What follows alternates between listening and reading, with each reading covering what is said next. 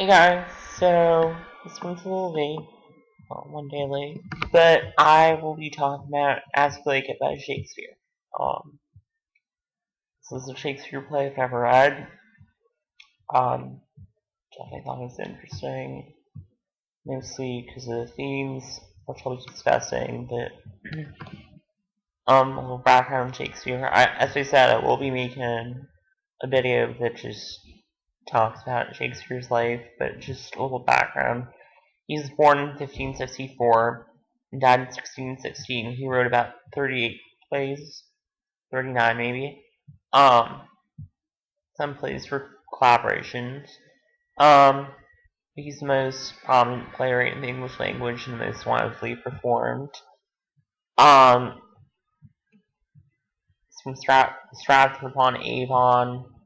Um, really, um, mastered the English language. I mean, just practically shaped it. Um, so the sources for As You Like It. Um, there was Lodge's Rosalind, and then there was Nash's Penniless. I don't know anything about these sources. I just looked at my Riverside Shakespeare. Um, but so a little thing about this during the Elizabethan era, London was definitely one of the cultural centers of the world. The pastoral life is an antithesis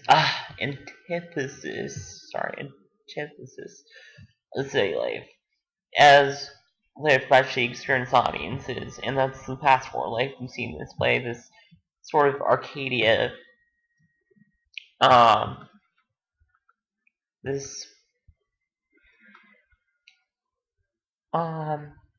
what is striving to be utopia, but really isn't, but is, I guess, as Voltaire would say, the best of all possible worlds. Um, so, um, as you'll see in this play deals with the pastoral life and the woods and the forest and just seclusion from city life and civilization. And that's what it celebrates. And that's where all the characters find communion and happiness and strife. Um, so the interesting thing about this play, it was not performed before the Restoration era. There might have been a performance at the Wilton House, um, but as far as we know, the first real performance is in 1669. It was also thought to have been acted in 1723. And then again 1740, but more recent productions include one in 1936, The Old Vic.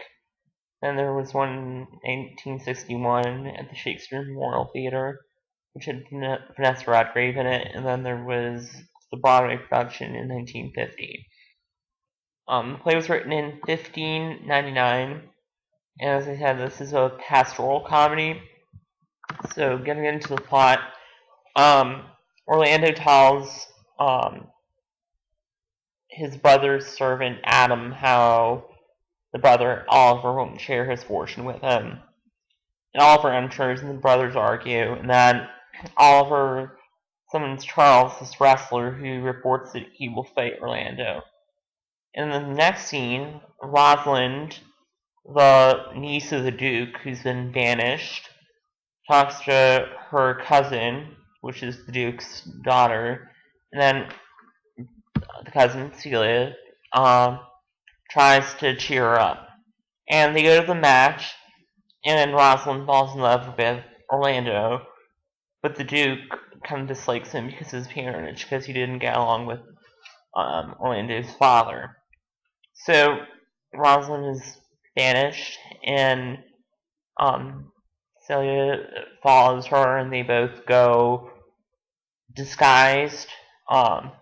Celia's Aliena, a shepherdess, and Rosalind is a man named Ganymede. So in the second act, the banished Duke, the former Duke, the brother of the current Duke, talks about his life in the woods. Meanwhile, his brother, the current Duke, who usurped himself, is angry for the disappearance of the girls in the clown Touchstone, who they took with them.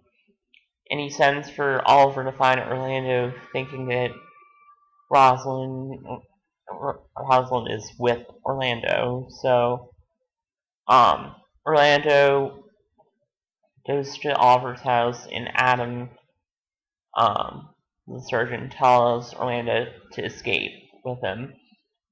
Meanwhile, Rosalind and Celia are exhausted, and they meet two shepherds who sell them their master's property.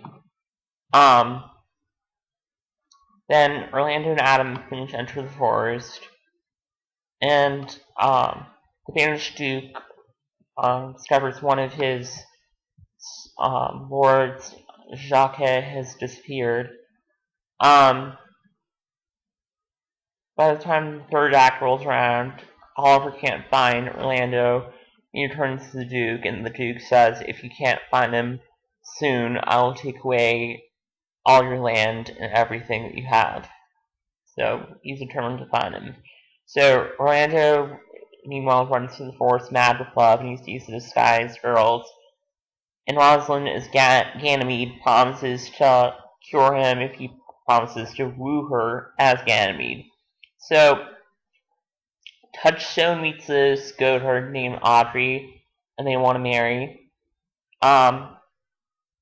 Rosalind, as Ganymede, told Orlando to come take some lessons in love, but he doesn't show up. And Sylvius, one of the shepherds we met earlier, complains about his love for Phoebe. And then Phoebe comes in, and she falls in love with Ganymede. So Orlando arrives an hour late, and she's angry with him, but then forgets him. He has to leave shortly after. Meanwhile, Jacques and the Duke's men kill a deer, and that's,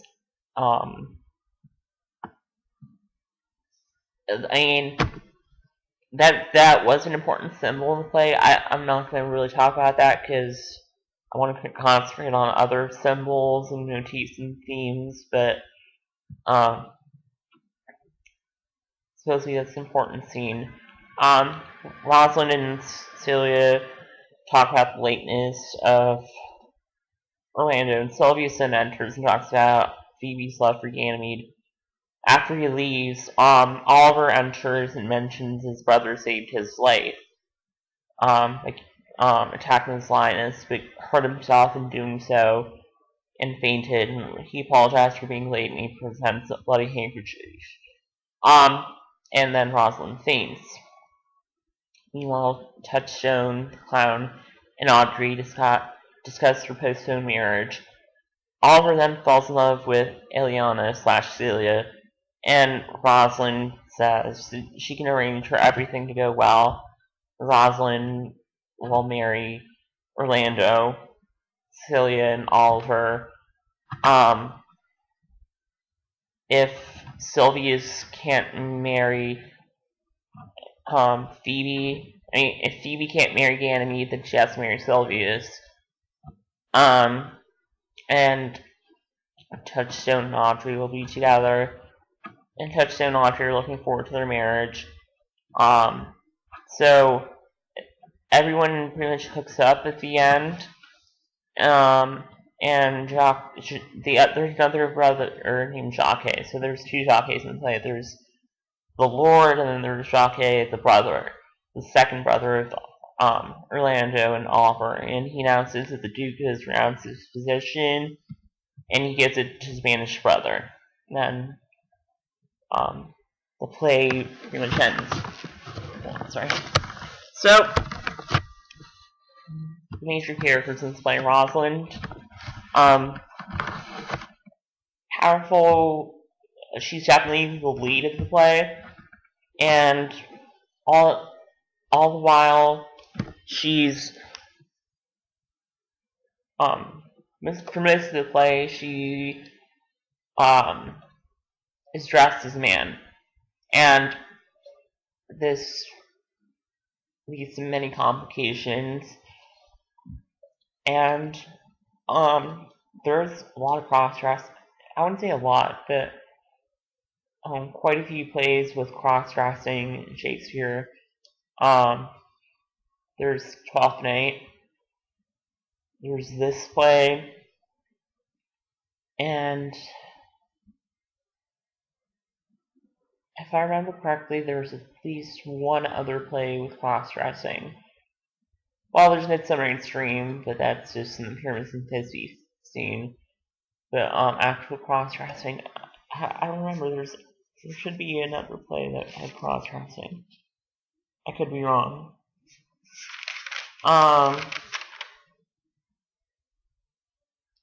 But the important thing to remember is all the actors, all the males playing females were cross-dressing.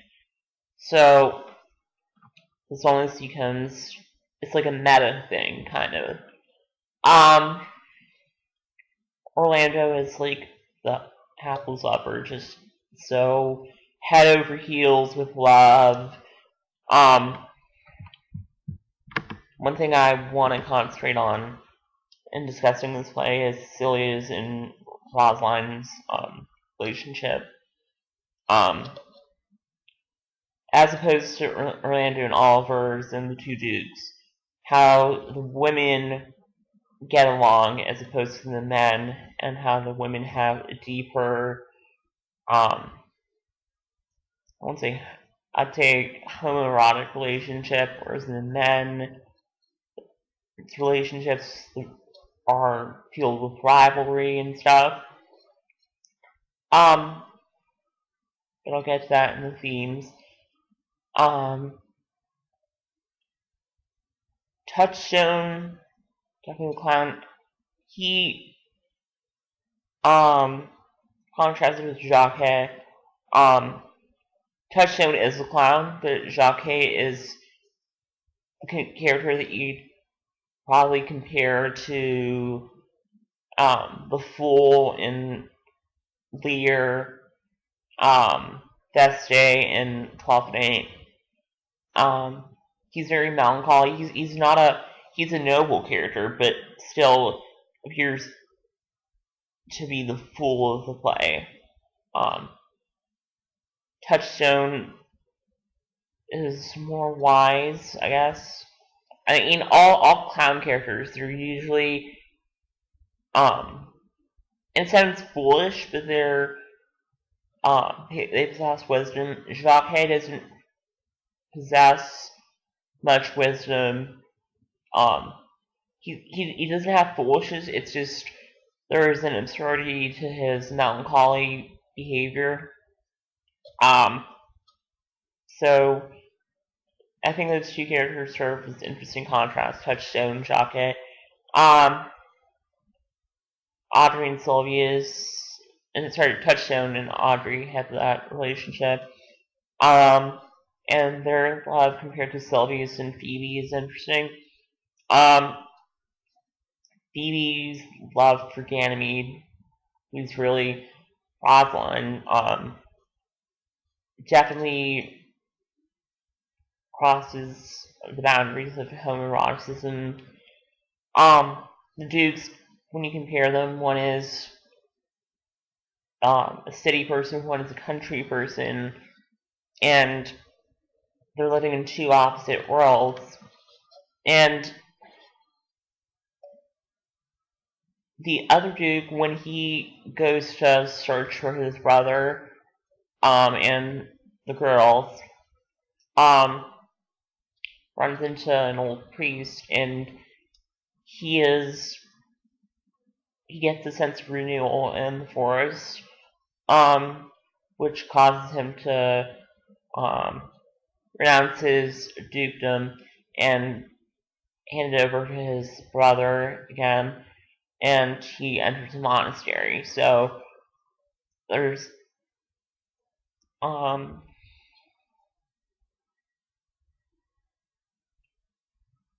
So these brothers, like, one represents the city life, one represents country life, and then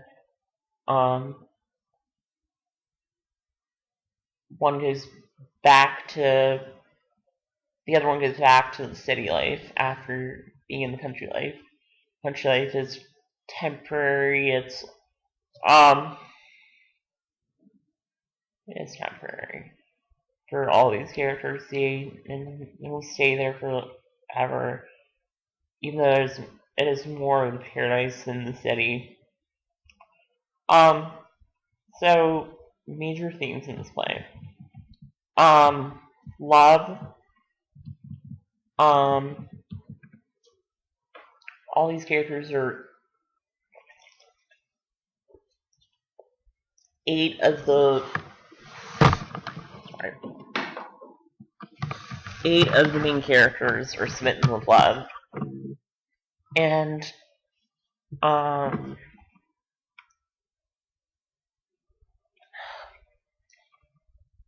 I'm trying to think how I should describe one's play compared to um Romeo and Juliet. It's a more mature form of love, and compared to Midsummer Night's Dream, which is more foolish. This is um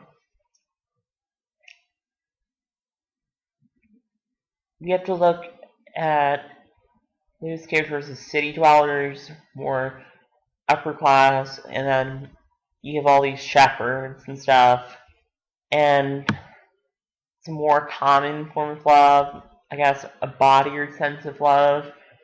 Um, and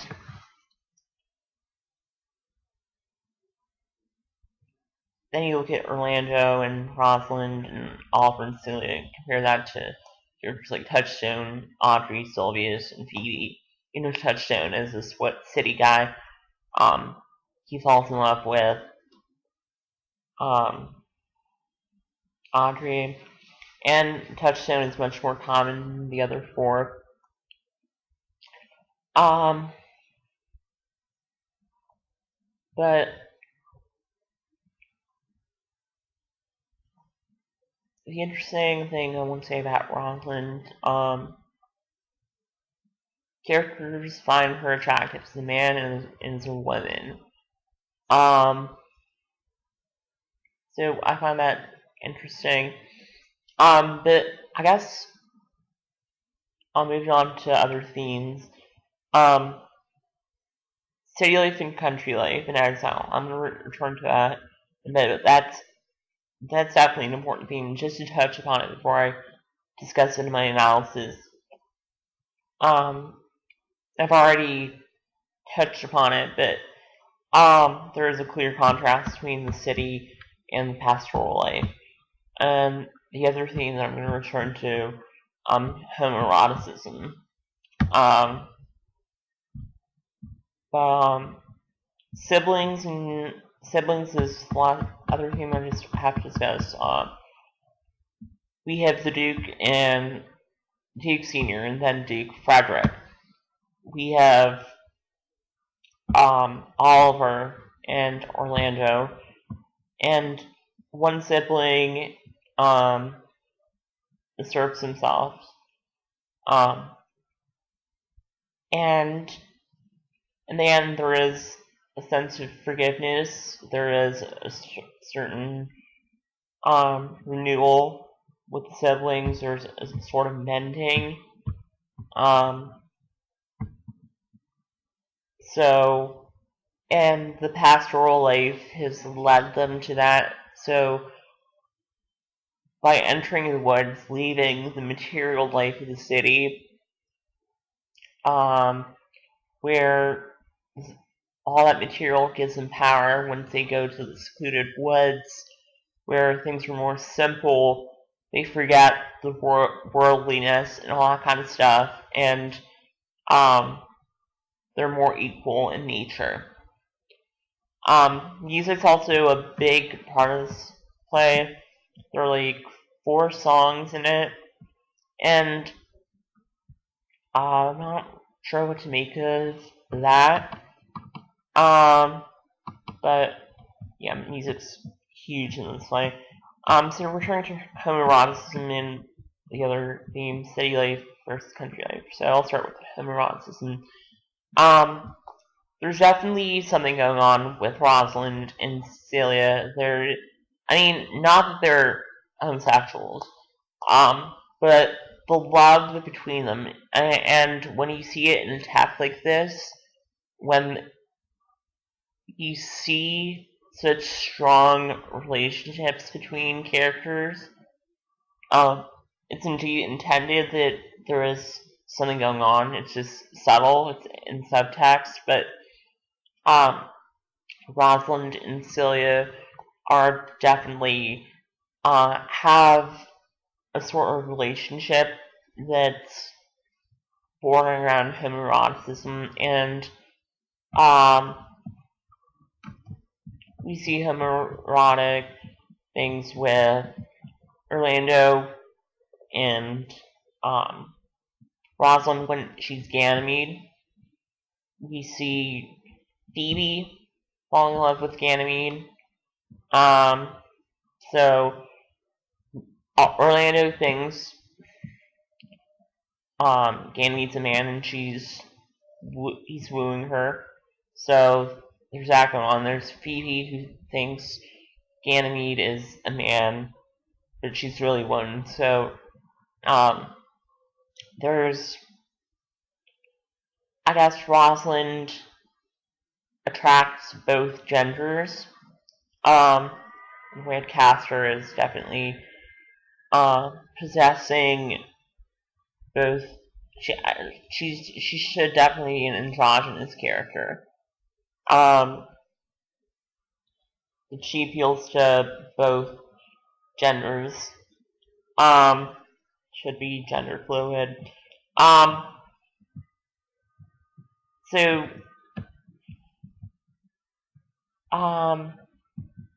thing is with Shakespeare's time, um, gen gender identity and sexual identity was very loose. Like, that time people would cross boundaries. It is a different thing. Like, what gay meant is different because there weren't expectations. Like, men would sleep with men, women would sleep with women, and it wasn't a thing. They weren't allowed to have partnership, but still, it wasn't in any way a taboo, and it was just more common because, and they were influenced by the Greeks, who were very homoerotic. So, they weren't homosexual, they were just homoerotic. Um, yeah, and city life and country life, I did touch upon it, but the country life is less civil and therefore more ideal. Um, and so things that work with this play, the musicality, the interesting homoerotic plot, the refreshing pastoral comedy, and its structure. What didn't work well, I didn't find a strong enough conflict within the play. Things that in this play resonate with other plays, I see homoeroticism tied in with Edward II, and then you have feminist themes, which have appeared in a lot of these plays. So, alright, that is As You Like It, and look out today for Hamlet, and I'll be doing 4 redo videos of past videos that I want to kind of fix up, so look out for that. Alright, bye.